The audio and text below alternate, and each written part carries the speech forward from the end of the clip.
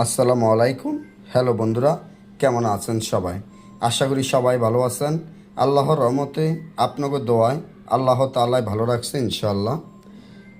কুফরি নকশা, কুফরি নকশা যা শত্রুকে বশ বানানো।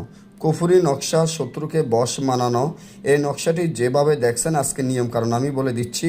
তার আগে আমার চ্যানেলটি সাবস্ক্রাইব করেন, লাইক করেন, আপনাদের বন্ধুদের সাথে ফেসবুকে শেয়ার করবেন এই ভিডিওগুলো নিয়মিত পাওয়ার জন্য।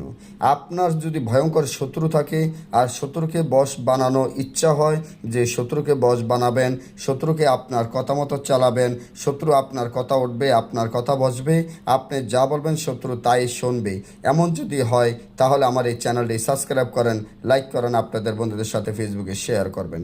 শত্রুকে বশ বানানো একবারে সহজ একটি নিয়ম, যেটা আপনারা দেখতে পাচ্ছেন। এই তাবিজটি যেভাবে আছে ঠিক সেভাবে, যেভাবে আছে সেভাবে কাকের রক্ত ধারায় লিখিয়া, কাকের রক্ত ধারায় তাবিজটি লিখিয়া তাবিজের নিচনে শত্রুর নাম, শত্রুর পিতার নাম লিখতে হবে। তাবিজটি মাছের গলায় বাঁধিয়া নদীতে ছেড়ে দিলে সাথে সাথে শত্রু বশ হয়ে যাবে। না বুঝলে আমাদের থেকে কাজ করালে যোগাযোগ করবেন। সকলেই ভালো থাকবেন।